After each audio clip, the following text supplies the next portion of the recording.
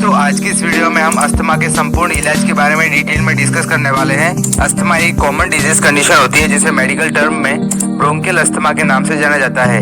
Asthma किसी भी age group के लोगों में देखने को मिल सकती है, लेकिन इसके होने की सर्वाधिक संभावना जो ओल्ड एज ग्रुप के लोग होते हैं, जिनकी उम्र 40 से 60 वर्ष होती है, उनमें सर्वाधिक देखने को मिलती है। अस्थमा एक सीवियर इन्फ्लेमेटरी रेस्पिरेटरी सिस्टम से रिलेटेड डिसऑर्डर है, जिसमें व्यक्ति की लंग्स की ब्रोंकाइटिस होती है, उसमें सीवियर स्पाज्म यानी कि सूजन आ जाने के कारण व्यक्ति के अंदर नॉर्मल ब्रीथिंग पैटर्न डिस्टर्ब होता है, यानी कि व्यक्ति को सांस लेने में परेशानी का सामना करना पड़ता है।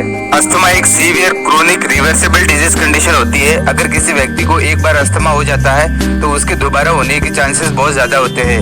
इसका पूरी तरीके से इलाज संभव नहीं है। सो आज की इस वीडियो में हम अस्थमा के संपूर्ण इंट्रोडक्शन से लेकर उसके ट्रीटमेंट के बारे में डिटेल में डिस्कस करेंगे। आज की इस वीडियो में हम जानेंगे कि अगर किसी व्यक्ति को अस्थमा होता है तो उस कंडीशन में वह डॉक्टर के पास जाता है तो डॉक्टर द्वारा कौन कौन सी ऐसी मेडिसिन और इंजेक्शन अस्थमा की कंडीशन में प्रिस्क्राइब किए जाते हैं, उन मेडिसिन की पॉपुलर ब्रांड नेम के साथ साथ मेडिकल स्टोर पर ये मेडिसिन किस नाम से मिलती है, उसमें क्या कंटेंट पाया जाता है और मेनली इसके डोज, यूजेस और साइड इफेक्ट के बारे में आज की इस वीडियो में डिटेल में डिस्कस करेंगे।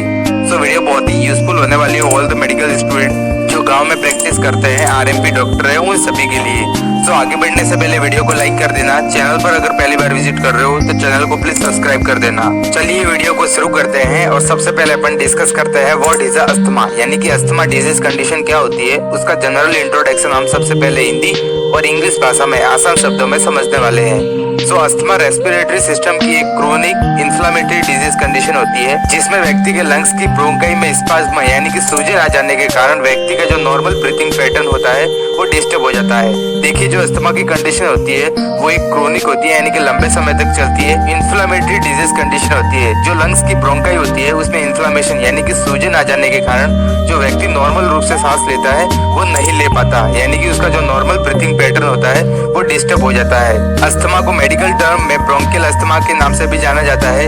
यह बीमारी reversible obstructive respiratory disease condition होती है। आप इमेज में देख सकते हो।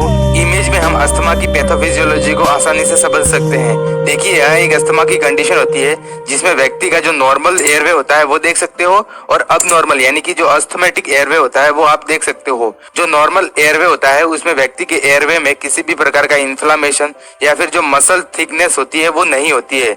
लेकिन अस्थमा की कंडीशन में आप इमेज में देख सकते हो, जो एयरवे होता है वो थिक हो जाता है। उसमें एक्सेसिव मात्रा में म्यूकस प्रोडक्शन होने के कारण व्यक्ति की जो ब्रोंकियल मसल्स होती है वो थिक हो जाती है, यानी कि बहुत ज्यादा मोटी हो जाती है। और इन्फ्लामेशन के कारण यानी कि सूजन आ जाने के कारण व्यक्ति का जो एयरवे होता है वो ऑब्स्ट्रक हो जाता है, यानी कि उसमें रुकावट आ जाती है, जिसके कारण व्यक्ति की जो नॉर्मल ब्रीथिंग पैटर्न होता है वो डिस्टर्ब हो जाता है, यानी कि व्यक्ति पूरी तरीके से सांस नहीं ले पाता और उसको एक्सेसिव मात्रा में कफ यानी कि खांसी होती है। आप इमेज में देख सकते हो, यह एक नॉर्मल एयरवे होता है जिसमें लाइनिंग में किसी भी प्रकार का जो इन्फ्लामेशन होता है वो नहीं देखने को मिलता है। लेकिन जिस व्यक्ति को अस्थमा हो जाता है तो उस कंडीशन में जो एयरवे होता है उसकी जो लाइनिंग होती है यानी कि जो उसके आसपास का एरिया होता है वो स्वेलिंग हो जाता है, यानी कि उसमें सूजन आ जाती है इन्फ्लामेशन के कारण। और एक्सेसिव सिक्रेशन ऑफ म्यूकस, जो म्यूकस होता है उसका एक्सेसिव मात्रा में प्रोडक्शन होने लगता है। एयरवे कॉन्स्ट्रिक्शन हो जाता है, जिसके कारण व्यक्ति को सांस लेने में काफी परेशानी का सामना करना पड़ता है। अस्थमा की कंडीशन में हाइपर रेस्पॉन्सिवनेस ऑफ ट्रैकिया यानी कि जो हमारा एयरवे होता है वो हाइपर रेस्पॉन्सिवनेस हो जाता है। नैरोइंग ऑफ एयरवे, जो एयरवे होता है वो बहुत ज्यादा सिकुड़ जाता है, आप इमेज में देख सकते हो। और व्यक्ति के अंदर एक्सेसिव प्रोडक्शन ऑफ म्यूकस, जो म्यूकस होता है वो व्यक्ति के अंदर बहुत ज्यादा उसका प्रोडक्शन होता है, जिसके कारण व्यक्ति को सांस लेने में काफी दिक्कत का सामना करना पड़ता है। उसके अंदर वेरियस टाइप के जो सिम्टम्स होते हैं वो अराइज हो जाते हैं। नेक्स्ट वीडियो में आगे बढ़ते हैं और आगे अपन डिस्कस करते हैं types of asthma. So asthma मुख्य रूप से दो प्रकार का होता है। First of all episodic asthma और दूसरा हमारा क्रोनिक अस्थमा। पहला जो हमारा अस्थमा का टाइप होता है वो एपिसोडिक अस्थमा होता है। जैसा कि नाम से ही एक्सप्लेन हो रहा है, एपिसोडिक अस्थमा में जो व्यक्ति के अंदर जो सिम्टम्स अराइज होते हैं, अस्थमा के जो लक्षण दिखाई देते हैं वो अचानक प्रकट होते हैं। एपिसोडिक अस्थमा में व्यक्ति के अंदर रेस्टलेसनेस, डिस्पनिया यानी कि व्यक्ति को सांस लेने में दिक्कत होती है, कफ यानी कि व्यक्ति को खांसी होना और व्यक्ति के लंग्स के अंदर से एक अजीब सी आवाज जिसे हम विस्लिंग साउंड कहते हैं वो व्यक्ति के अंदर एपिसोडिक अस्थमा में देखने को मिल सकते हैं। इसकी अवधि कुछ घंटों से लेकर कुछ दिनों तक हो सकती है। अगर किसी व्यक्ति के अंदर एपिसोडिक अस्थमा के दौरान उत्पन्न होने वाले लक्षण लंबे समय तक यानी कि क्रोनिक समय तक रहते हैं तो उस कंडीशन में व्यक्ति दूसरा हमारा जो अस्थमा का टाइप होता है जिसे हम क्रोनिक अस्थमा कहते हैं उस कैटेगरी में चला जाता है। लंबे समय तक व्यक्ति के अंदर अस्थमा के लक्षण दिखाई देना क्रोनिक अस्थमा कहलाता है, जिसके अंदर व्यक्ति के अंदर जो सिम्टम्स अराइज होते हैं उनमें उपचार यानी कि ट्रीटमेंट करने के बाद भी लक्षणों में किसी भी प्रकार का सुधार नहीं देखने को मिलता है। व्यक्ति अस्थमैटिक अटैक की कंडीशन में चला जाता है तथा व्यक्ति को सीवियर डिस्पनिया यानी कि सीवियर सांस लेने में परेशानी का सामना करना पड़ता है। जो क्रोनिक अस्थमा होता है उस कंडीशन में व्यक्ति के अंदर जो सिम्टम्स होते हैं वो सीवियर होता है। व्यक्ति सीवियर कंडीशन में जो अस्थमैटिक अटैक होता है उस कंडीशन में चला जाता है। अस्थमैटिक अटैक वह कंडीशन होती है जिसमें व्यक्ति को सीवियर डिस्पनिया होता है यानी कि उसको सांस लेने में बहुत ज्यादा परेशानी का सामना करना पड़ता है और यह एकदम से होता है। आगे हम इसके कोजेस के बारे में डिटेल में डिस्कस करेंगे। नेक्स्ट वीडियो में आगे बढ़ते हैं और आगे अपन डिस्कस करते हैं कोजेस ऑफ अस्थमा यानी कि जो हमारी अस्थमा डिजीज कंडीशन होती है जो कि हमारे लोअर रेस्पिरेटरी ट्रैक की डिजीज कंडीशन होती है वो किन किन कारणों की वजह से होती है उन कारणों को हम एक एक करके डिटेल में डिस्कस करेंगे। सो वैसे तो अस्थमा होने के वेरियस टाइप के कोजेज होते हैं, बहुत सारे कारण होते हैं जिनकी वजह से व्यक्ति के अंदर अस्थमा हो सकता है, लेकिन जो मेन कोज होते हैं उनके बारे में ही आज की इस वीडियो में हम डिस्कस करेंगे। सो सबसे पहले जो हमारा मोस्ट कॉमन कोज होता है वो होता है फैमिली हिस्ट्री। अगर किसी व्यक्ति के फैमिली में किसी को अगर अस्थमा हो रहा है तो हो सकता है कि उसके जो बाकी फैमिली के मेंबर होते हैं तो उनमें भी अस्थमा हो सके। इसके अलावा एलर्जिक रिएक्शन, अगर किसी व्यक्ति को किसी पेड़ पौधे से, धूल मिट्टी से, कॉकरोच या अगर किसी व्यक्ति को फंगल इन्फेक्शन से एलर्जी होती है तो उस कंडीशन में व्यक्ति के अंदर हाइपर सेंसिटिविटी होती है जिसके कारण भी व्यक्ति के अंदर अस्थमा हो सकता है। इसके अलावा अगर कोई व्यक्ति बहुत ज्यादा स्ट्रेस यानी कि तनाव लेता है, इसके अलावा फिजिकल एक्टिविटी, अगर कोई व्यक्ति बहुत ज्यादा तनाव लेता है, फिजिकल एक्टिविटी यानी कि शारीरिक व्यायाम करता है तो उस कंडीशन में भी व्यक्ति को अस्थमा हो सकता है। इसके अलावा क्रोनिक कॉमन कोल्ड, अगर किसी व्यक्ति को बैक्टीरिया और वायरस के कारण अगर किसी व्यक्ति को क्रोनिक कॉमन कोल्ड है यानी कि फीवर बहुत लंबे समय तक आ रहा है तो उस कंडीशन में भी कॉम्प्लिकेशन अराइज हो सकते हैं कि व्यक्ति के अंदर अस्थमा जैसी कंडीशन डेवलप हो सके।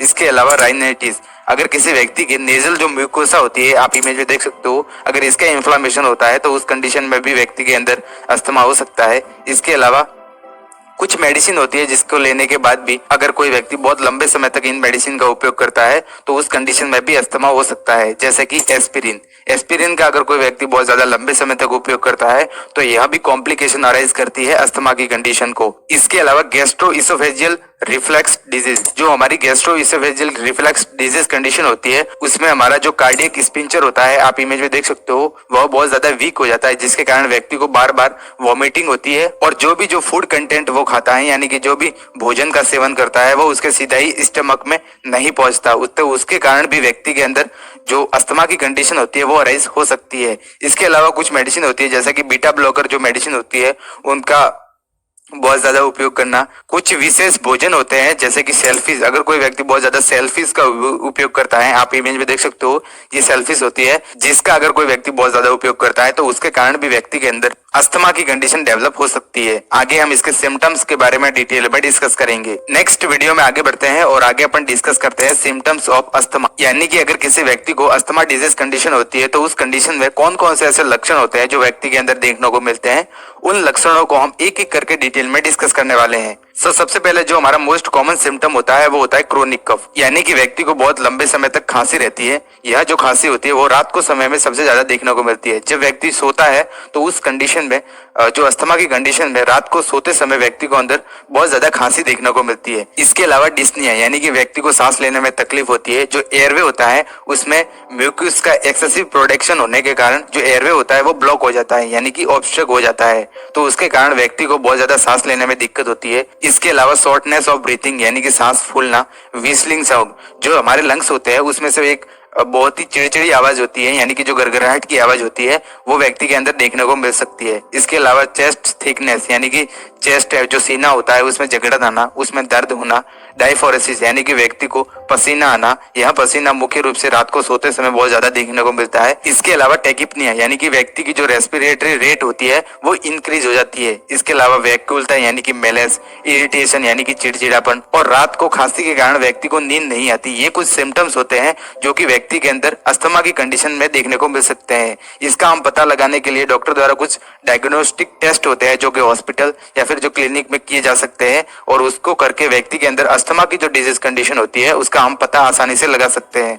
First of all history taking, यानी कि व्यक्ति की हिस्ट्री लेंगे। अगर उसके बाकी परिवार वालों को अगर अस्थमा की कंडीशन है तो उसकी हिस्ट्री लेकर उसका पता लगा सकते हैं। इसके अलावा फिजिकल एग्जामिनेशन, व्यक्ति के अंदर जो फिजिकल एग्जामिनेशन होता है वो किया जाता है, जिसके अंदर व्यक्ति के head to toe physical examination करके भी व्यक्ति के अंदर अस्थमा की कंडीशन का पता लगा सकते हैं। इसके अलावा स्किन हाइपर सेंसिटिविटी टेस्ट करना होता है। जो हमारी स्किन होती है उस पर एक टेस्ट होता है जो कि एंटी एलर्जिक टेस्ट होता है। अगर किसी व्यक्ति को एलर्जिक कंडीशन जैसे कि पेड़ पौधे, धूल मिट्टी या फिर कॉकरोच के कारण अस्थमा की कंडीशन डेवलप होती है तो उस चीज का हम पता लगाने के लिए जो स्किन एलर्जिक टेस्ट होता है तो वो करके भी हम अस्थमा की कंडीशन का पता लगा सकते हैं। इसके अलावा पीएफटी करवा सकते हैं, यानी कि पल्मोनरी फंक्शन टेस्ट करवा सकते हैं। इसके अलावा एबीजी एनालिसिस, यानी कि जो हमारा आर्टरी में ब्लड होता है उसका एबीजी करवा सकते हैं। हम आर्टेरियल ब्लड गैस का हम एनालिसिस करके भी व्यक्ति के अंदर अस्थमा की कंडीशन का पता लगा सकते हैं। इसके अलावा पीक रेस्पिरेटरी फ्लो रेट का हम पता लगा सकते हैं। अगर इन सभी टेस्ट करने के बाद भी व्यक्ति के अंदर अस्थमा की कंडीशन का पता नहीं लगता है तो उस कंडीशन में डॉक्टर द्वारा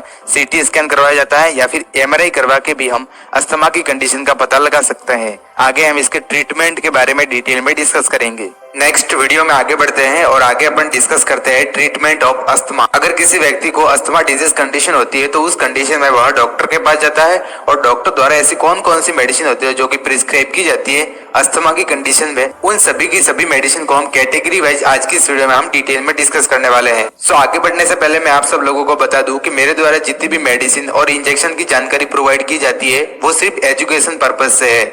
आप किसी भी इंजेक्शन और टेबलेट का उपयोग खुद की मर्जी से नहीं करें, नहीं तो आगे चलकर आपको प्रॉब्लम हो सकती है।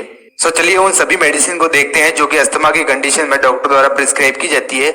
हम सभी की सभी मेडिसिन को कैटेगरी वाइज डिवाइड करके देखने वाले हैं। सो सबसे पहले जो हमारी कैटेगरी होती है वो होती है ब्रोंकोडायलेटर मेडिसिन। ब्रोंकोडायलेटर मेडिसिन का उपयोग मेनली अस्थमा को ट्रीट करने के लिए किया जाता है। ब्रोंकोडायलेटर मेडिसिन मुख्य रूप से एयरवे जो होता है उसको डायलेट करने के लिए, यानी कि फैलाने के लिए डॉक्टर द्वारा दी जाती है, ताकि व्यक्ति का जो नॉर्मल ब्रीथिंग पैटर्न होता है वो मेंटेन हो सके, व्यक्ति को सांस लेने में किसी भी प्रकार की समस्या का सामना नहीं करना पड़े। तो उस कंडीशन में डॉक्टर द्वारा ब्रोंकोडायलेटर जो मेडिसिन होती है उनको प्रिस्क्राइब किया जाता है। बात करें इसके एग्जाम्पल के बारे में, कुछ मेडिसिन होती है जो कि ब्रोंकोडायलेटर कैटेगरी की होती है, उन मेडिसिन को हम एक एक करके देखेंगे। तो सबसे पहले जो हमारी ब्रोंकोडायलेटर मेडिसिन होती है उसका नाम होता है द वेल रिटायर्ड टेबलेट। आप इमेज में देख सकते हो, द वेल रिटायर्ड इसका मोस्ट पॉपुलर ब्रांड नेम होता है जो कि मेडिकल स्टोर पर और हॉस्पिटल में आपको आसानी से मिल जाएगी। बात करें इसके कंटेंट के बारे में तो इसमें थियोफाइलिन नामक जो ड्रग होती है वो प्रेजेंट रहती है। इसका उपयोग मेनली अस्थमा को ट्रीट करने के लिए, सीओपीडी को ट्रीट करने के लिए, या फिर जो ब्रोंकाइटिस कंडीशन होती है, जो हमारी ब्रोंकाई होती है, अगर किसी व्यक्ति में ब्रोंकाई के इन्फ्लामेशन होता है तो उस कंडीशन में व्यक्ति का जो एयरवे होता है वो ऑब्स्ट्रक्ट हो जाता है। म्यूकस का अधिक प्रोडक्शन होने के कारण व्यक्ति को अंदर सांस लेने में दिक्कत होती है। तो उस कंडीशन को ट्रीट करने के लिए डॉक्टर द्वारा जो थियोफाइलिन नामक टेबलेट होती है इसको प्रिस्क्राइब किया जाता है। बात करें इसके डोज के बारे में तो 300 mg की टेबलेट होती है जिसको अडल्ट में ओडी में देते हैं, यानी कि दिन में एक बार लेने की सलाह दी जाती है। और जो चिल्ड्रन होते हैं जिनकी उम्र 1 से 15 साल तक की है उनको 12 mg का जो डोज होता है वो दिया जाता है। बच्चों में भी इसका डोज ओडी में देते हैं, यानी कि दिन में एक बार खाना खाने के बाद इस टेबलेट को लेना होता है। नेक्स्ट वीडियो में आगे बढ़ते हैं और अगली जो हमारी ब्रोंकोडायलेटर मेडिसिन होती है जो कि डॉक्टर द्वारा अस्थमा को ट्रीट करने के लिए प्रिस्क्राइब की जाती है, इन मेडिसिन का उपयोग मेनली एयरवे को डायलेट करने के लिए किया जाता है। उस इंजेक्शन का नाम होता है एमिनोफाइन इंजेक्शन। आप इमेज में देख सकते हो, एमिनोफाइन इसका मोस्ट पॉपुलर ब्रांड नेम होता है जो कि मेडिकल स्टोर पर और हॉस्पिटल में आपको आसानी से मिल जाएगा। यह भी इंजेक्शन ब्रोंकोडायलेटर कैटेगरी का होता है। बात करें इसके कंटेंट के बारे में तो इसमें मेनली एमिनोफाइलिन नामक जो ड्रग होती है वो प्रेजेंट रहती है। इसका उपयोग मेनली अस्थमा को ठीक करने के लिए, शॉर्टनेस ऑफ ब्रीथिंग यानी कि सांस फूलने पर, और क्रोनिक ब्रोंकाइटिस की कंडीशन को ट्रीट करने के लिए डॉक्टर द्वारा इस इंजेक्शन को प्रिस्क्राइब किया जाता है। बात करें इसके डोज के बारे में तो अडल्ट में इसका डोज 0.5 mg पर kg के हिसाब से इस इंजेक्शन को देना होता है और इस इंजेक्शन को ओनली आईवी रूट यानी कि इंट्रावेनस रूट द्वारा स्लो इस इंजेक्शन को लगाना होता है। इनके अलावा भी कुछ ब्रोंकोडायलेटर मेडिसिन हो सकती है जो कि डॉक्टर द्वारा प्रिस्क्राइब की जाती है जो एयरवे होता है उसको डायलेट करने के लिए। उसमें होती है एल्बुटेरॉल, साल्मेटेरॉल, टर्बुटालाइन सल्फेट, ये कुछ और अदर मेडिसिन होती है जो कि अस्थमा की कंडीशन में डॉक्टर द्वारा प्रिस्क्राइब की जा सकती है। इनका उपयोग मेनली एयरवे को डायलेट करने के लिए किया जाता है। जब व्यक्ति का एयरवे नॉर्मल डायलेट हो जाता है तो उस कंडीशन में जो ऑब्स्ट्रक्शन होता है वो रिमूव हो जाता है और व्यक्ति आसानी से सांस ले सकता है। नेक्स्ट वीडियो में आगे बढ़ते हैं और अगली जो हमारी मेडिसिन की कैटेगरी होती है जो कि अस्थमा की कंडीशन में डॉक्टर द्वारा प्रिस्क्राइब की जाती है, उनका नाम होता है ल्यूकोट्रिल मॉडिफाइजर मेडिसिन। आप इमेज में देख सकते हो ल्यूकोट्रिल मॉडिफाइजर मेडिसिन का उपयोग मेनली जो एयरवे होता है, ट्रेकिया होता है, उसमें स्मूथ मसल्स प्रेजेंट रहती है तो उनकी कॉन्ट्रैक्शन को कम करने के लिए डॉक्टर द्वारा ल्यूकोट्रिल मॉडिफाइजर जो मेडिसिन होती है उनको डॉक्टर द्वारा अस्थमा की कंडीशन में प्रिस्क्राइब किया जाता है। यह मेडिसिन मुख्य रूप से जो स्मूथ मसल्स होती है जो ट्रेकिया में प्रेजेंट रहती है उनके कॉन्ट्रैक्शन को कम करती है। बात करें इनके एग्जाम्पल के बारे में जो कि अस्थमा की कंडीशन में प्रिस्क्राइब की जाती है, उसका नाम होता है ओकलेट टैबलेट। आप इमेज में देख सकते हो ओकलेट इसका मोस्ट पॉपुलर ब्रांड नेम होता है जो कि मेडिकल स्टोर पर और हॉस्पिटल में आपको आसानी से मिल जाएगी। 20 mg की ये टैबलेट होती है।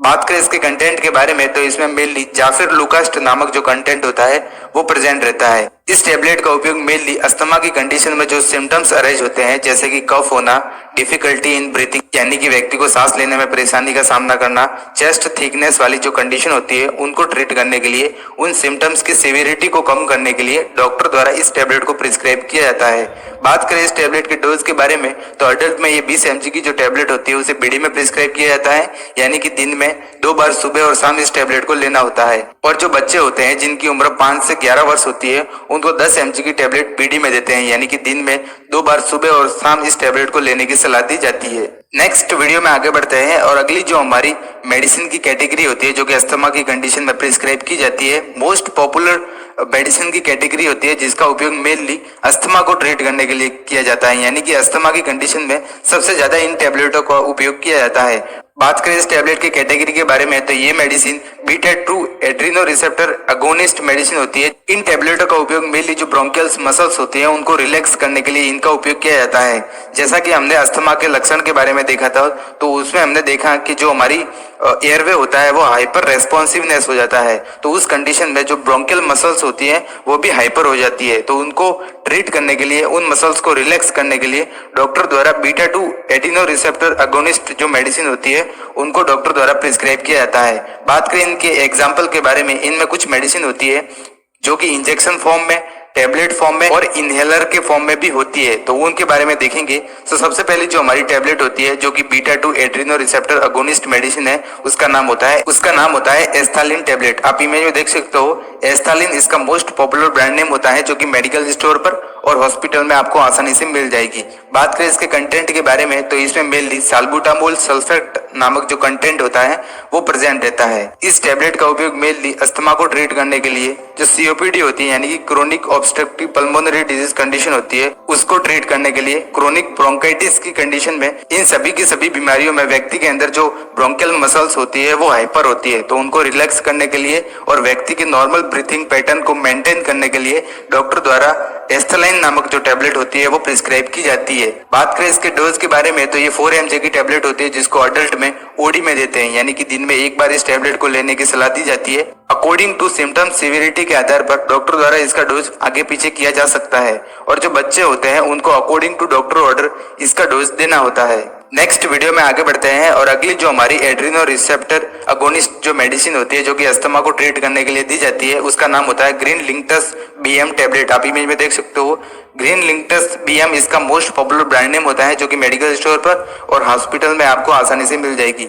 बात करें इसके कंटेंट के बारे में तो इसमें मेनली टर्बुटालाइन सल्फेट नामक जो कंटेंट होता है वो प्रेजेंट रहता है। यह medicine beta 2 Adreno receptor agonist medicine होती है जिसका उपयोग मेनली जो ब्रोंकियल मसल्स होती हैं उनको रिलैक्स करने के लिए उपयोग में ली जाती है। बात करें इसके उपयोग के बारे में तो इसका उपयोग मेनली अस्थमा की कंडीशन में, सीओपीडी यानी कि क्रोनिक ऑब्स्ट्रक्टिव पल्मोनरी डिजीज, इसके अलावा क्रोनिक ब्रोंकाइटिस की कंडीशन में, इन तीनों ही कंडीशन में व्यक्ति के अंदर जो ब्रोंकियल मसल्स होती है वो हाइपर रहती है, जिनको रिलैक्स करने के लिए और पेशेंट में नॉर्मल ब्रीथिंग पैटर्न को मेंटेन करने के लिए डॉक्टर द्वारा जो टर्बुटालाइन सल्फेट नामक जो मेडिसिन होती है उसको प्रिस्क्राइब किया जाता है। बात करें इसके डोज के बारे में तो ये 2.5 mg की टैबलेट होती है जिसको अडल्ट में ओडी में देते हैं, यानी कि दिन में 1 बार, और जो बच्चे होते हैं जिनकी उम्र 6 वर्ष तक होती है उनको 0.5 mg पर kg के हिसाब से बीडी में इस टेबलेट को दे सकते हैं, यानी कि दिन में 2 बार या फिर दिन में 1 बार भी इस टेबलेट को दे सकते हैं। नेक्स्ट वीडियो में आगे बढ़ते हैं और अगली जो हमारी मेडिसिन की कैटेगरी होती है जिसको अस्थमा को ट्रीट करने के लिए डॉक्टर द्वारा प्रिस्क्राइब की जाती है, उसका नाम होता है कॉर्टिकोस्टेरॉइड मेडिसिन। कॉर्टिकोस्टेरॉइड मेडिसिन एक एंटी इन्फ्लामेटरी मेडिसिन होती है जिसका उपयोग मेनली इन्फ्लामेशन यानी कि सूजन को कम करने के लिए और एयरवे ऑब्स्ट्रक्शन को रिमूव करने के लिए डॉक्टर द्वारा अस्थमा की कंडीशन में इन सभी की सभी मेडिसिन को प्रिस्क्राइब किया जाता है। इन मेडिसिन के एग्जाम्पल के बारे में देखें तो सबसे पहले हम एक इंजेक्शन के बारे में देखेंगे, उसका नाम होता है court S injection. Court x इसका मोस्ट पॉपुलर ब्रांड नेम होता है। 100 mg का ये इंजेक्शन होता है। कोर्ट एस इसका मोस्ट पॉपुलर ब्रांड नेम होता है जो कि मेडिकल स्टोर पर और हॉस्पिटल में आपको आसानी से मिल जाएगा। यह एक कॉर्टिकोस्टेरॉइड इंजेक्शन होता है जो कि एक एंटी इन्फ्लामेटरी की तरह काम करता है। एयरवे में जो सूजन होती है उनको कम करता है तथा जो ऑब्स्ट्रक्शन होता है, जो कफ जमता है, उसको दूर करता है, जिसके कारण व्यक्ति का जो नॉर्मल ब्रीथिंग पैटर्न होता है वो डिस्टर्ब नहीं होता है, व्यक्ति आसानी से सांस ले सकता है। बात करें इसके कंटेंट के बारे में तो इसमें मेनली हाइड्रोकोर्टिसोन सोडियम नामक जो ड्रग होती है वो प्रेजेंट रहती है। इसका उपयोग मेनली अस्थमा के ट्रीटमेंट के लिए सीओपीडी यानी कि chronic obstructive pulmonary disease, chronic bronchitis और एयरवे ऑब्स्ट्रक्शन को रिमूव करने के लिए डॉक्टर द्वारा इस इंजेक्शन को प्रिस्क्राइब किया जाता है।